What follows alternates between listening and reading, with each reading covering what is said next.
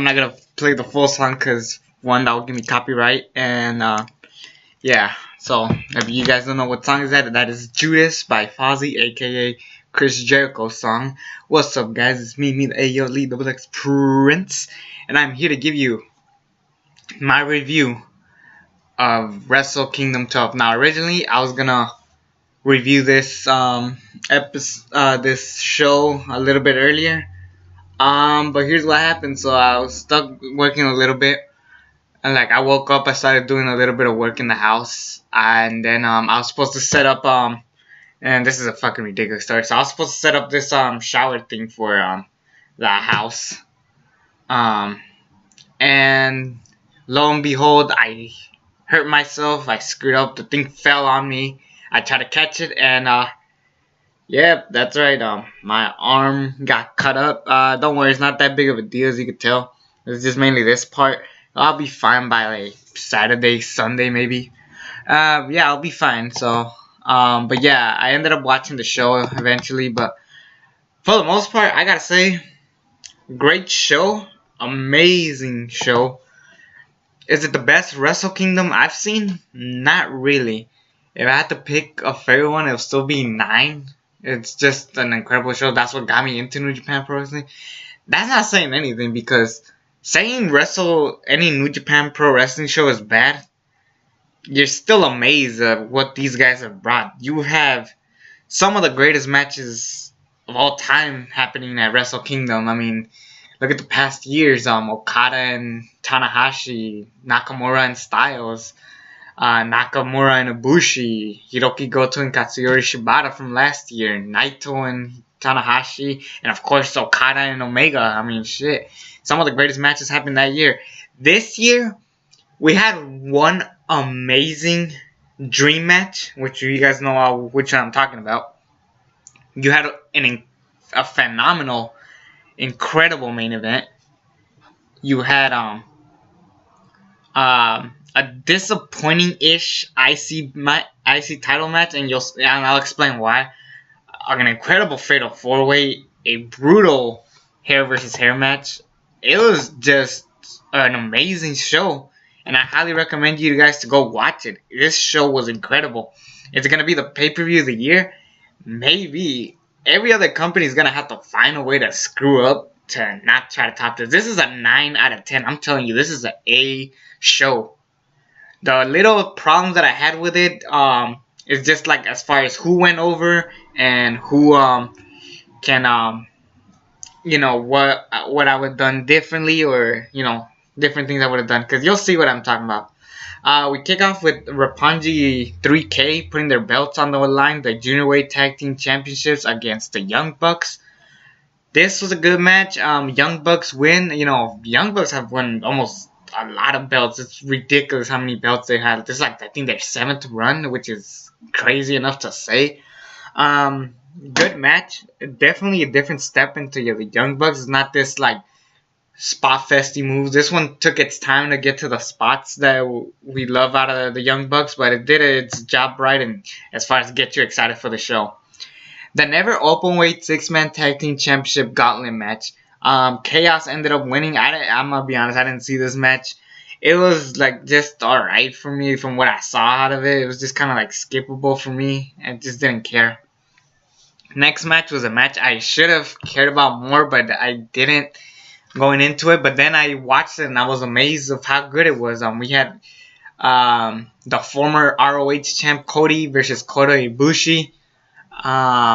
And this was just a good match. At first I wasn't digging Cody's hairspray, but I realized Dusty Rhodes had the same hair color, so it makes sense to it fits his character.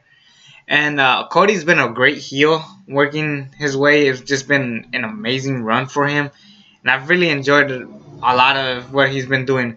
Kota Ibushi ends up winning, and I could live with that. I mean, I'm just curious to see where this goes afterwards. It was just a good little match. If it was for the ROH Championship, this would have given more spice, but knowing that Kota Ibushi can't really fight for a belt, because I hear he's not contracted. I don't know the full story, but yeah, if he was fully contracted, I'm pretty sure this would have been for the ROH belt, and Cody would have probably won anyways. But the fact that Ibushi got his contract, I thought that was great. I think they're working their way into a contract soon, so I definitely can't wait for that. Los Innorables de Japón defeated the Killer Elite Squad.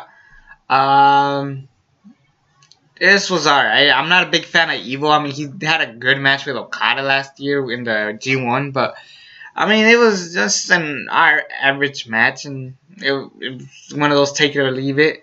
Hiroki Goto defeated Minoru Suzuki in a never openweight championship hair versus hair match. Now, going into this, I thought this was gonna be the match of the night. I'm not gonna lie. Maybe I had super high stakes. Maybe I had my hopes up way too much. But this was an intense ass match. Minoru Suzuki is what I think Bray Wyatt should be, as far as like a crazy maniac, just like accepting every punch. Hiroki Goto punches him. He's like, come on, hit me more. And they beat the shit out of each other. This was a stiff match. This was a different match. It was just mainly punches and stuff. So you could see why. So it was mainly a bunch of punches going through, but it wasn't mainly like a full-fledged like kind of match where it was like alright.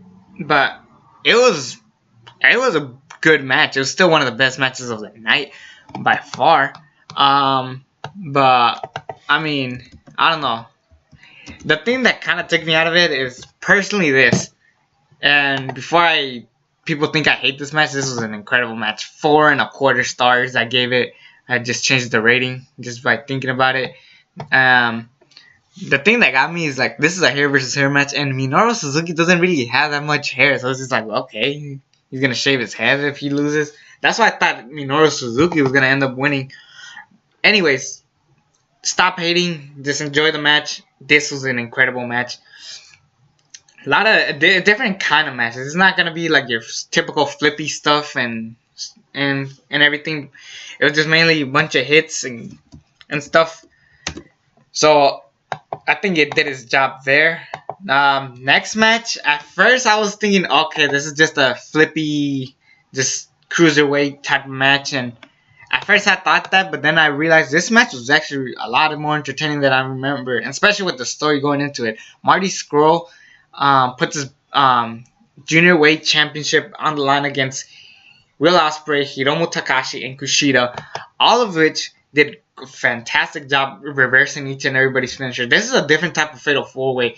Usually when in Fatal 4-Ways, not just WWE, because, you know, it's a popular thing to bash WWE, but even GFW and ROH, they tend to, like, have two men fight in the ring and then avoid the next two and then so on. But all four were on it. They were all throwing in some moves. No, everybody was on their own, and honestly, this match was incredible. And what made it even better was the ending. Will Ospreay pins Marty Scurll. Now, if you guys don't know the story, Marty Scurll has always beaten Will Ospreay, and the fact that he loses this time, it was insane. I enjoyed the hell out of this match. It was an amazing match. I highly recommend you guys to see this. This is one of the best Fatal 4-Way matches I've seen in a while, and it's just saying a lot.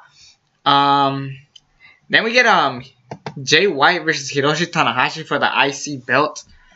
Now, I know that Tanahashi was injured, and I'm thinking, okay, they're gonna have Jay White win the belt and take his little break, and then when he comes back, maybe at the G1 tournament. Hiroshi Tanahashi won. He beat Jay White.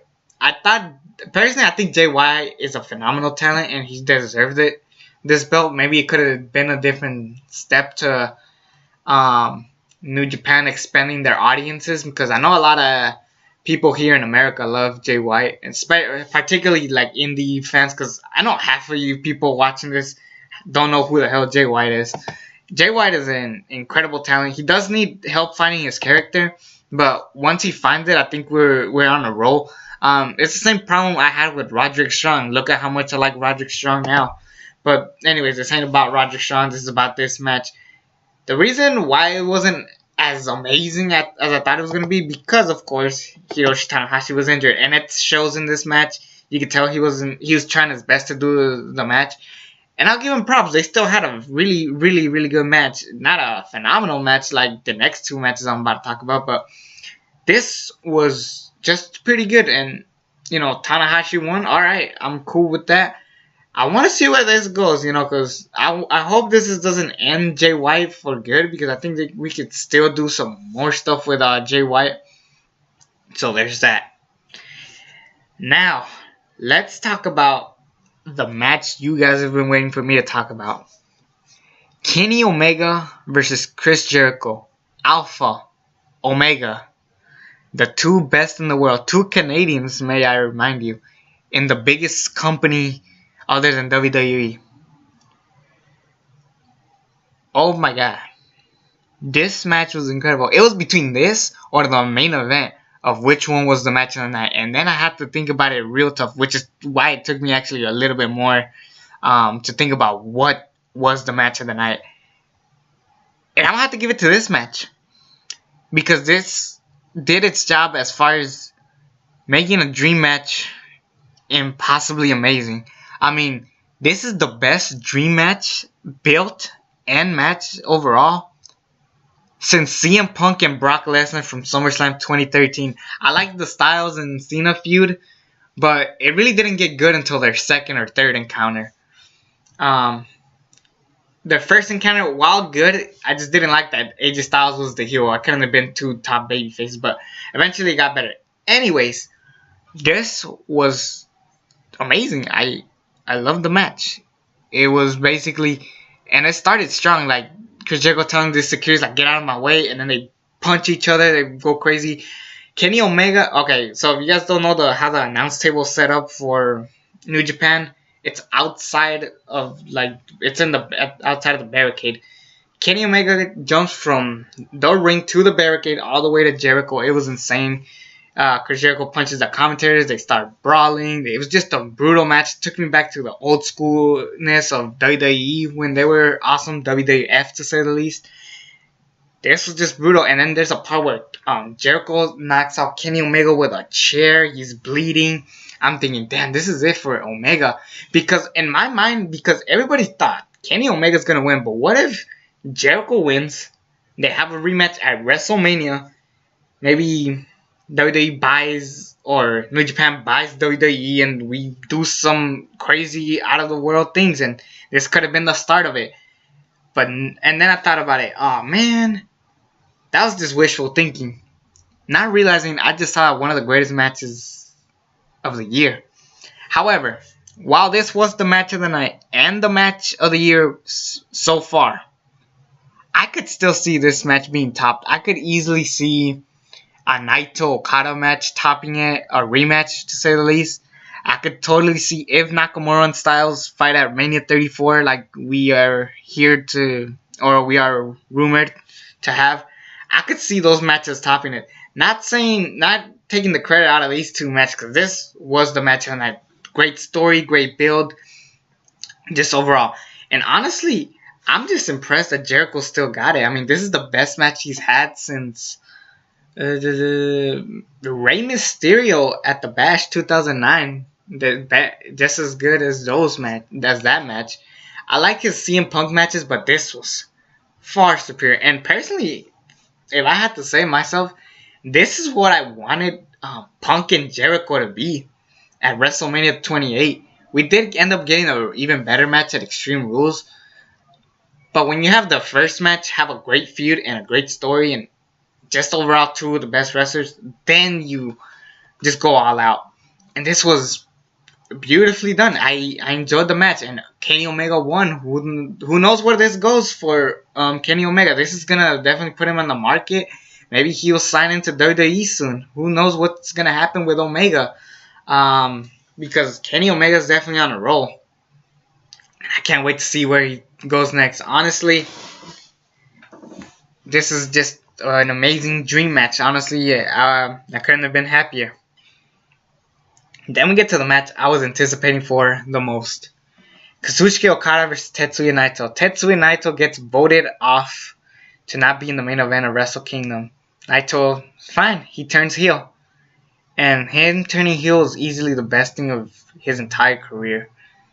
He has had some of the best matches I have ever freaking seen with the likes of Tanahashi, Ibushi, Omega. Some of the best matches maybe ever in New Japan's history. Okada being the top IWGP champion ever, being the longest reigning IWGP champion ever, superstar of the year, the best babyface and the best heel. They go at it, have an amazing match from bell to bell. All the countouts, all the kickouts, all the reversals, all the finishers. It was incredible. And then Okada won. At first I was furious about this, but then I was thinking about it. What if we get a heel Kazuchika Okada? I'm not saying turn Naito into a babyface, because honestly, I think turning him a babyface would hurt him. It's just kind of disappointing, the fact that Naito could have been the top heel of the company, maybe even superstar of the year, if he won the belt. He spits on that belt, he just treats it like crap, and you're waiting for that top babyface to beat him. Maybe Omega wins the G1, and then we have at Wrestle Kingdom 13 Omega and Naito, because those two have amazing matches all the time. So I'm thinking that's what they're gonna do. Nope. Okada beats Naito clean. Yep, he beats him clean. No interference, nothing. An amazing match. One of the best matches of the night. The second best match of the night behind Jericho and Omega, because that is insane. I was debating between which was the match of the night. This or Okada and Omega. I mean, Omega and Jericho, my apologies. But this is questioning what's going to happen next with these guys. What is next for Okada and Naito? A rematch could help. They better not try to redo Okada and Omega as far as making the match end at a time limit draw, and then Naito officially beats Okada at the G1 climax. I already saw that. Maybe you could turn it around and do something else. I mean, maybe Naito just says, screw it. The United States Championship is the next biggest title. Maybe he goes after that and takes on Omega. Hell, maybe we could do a career versus career. Or contract versus contract. Omega versus Naito. Naito wins the US belt. Gives a major heat to eliminate Omega from ever appearing in New Japan's history, while sending Kenny Omega to the WWE. You could do that. What is next? It's questioning me for Naito. I thought this was his moment. It was an amazing match. Again, this was an incredible show. Everything about this show was fine, except for the tag matches. Those were kind of disappointing, but overall, this is an incredible show. I was amazed of how well Wrestle Kingdom can just give you just top level matches. New Japan, my bad. Yeah, I had a blast with this show. If you guys haven't seen New Japan Pro Wrestling and you guys want to get into it, I think this is a perfect call. Every time you watch Wrestle Kingdom, it's like a perfect start to what's next for what's next. You know, I want to see what's next, and that's what's great about New Japan Pro Wrestling. Again, this is an A show, 9 out of 10, one of the best shows of all time. Naito and Okada had an amazing match, but Kenny Omega and Chris Jericho had an even better match. The fact that those two matches just happened in the same night just blows me away. And also the Super Junior Weight Fatal 4-Way was great. Watch that. Hiroki Goto and Minoru Suzuki is another recommendation. And what other ones would I recommend? I mean, those were my top 4. I need a fifth match. I think I would give it to Kota Ibushi and Cody. Yeah, those were my top 5 matches of the night. You know, we just had a great show. Again, go watch it. It's me, the ALE XX Prince. Subscribe to this channel if you haven't already. I'll be back with some more videos. Possibly some who could win the Royal Rumble kind of match. So, anyways, I'll be back. Until then, I'm out.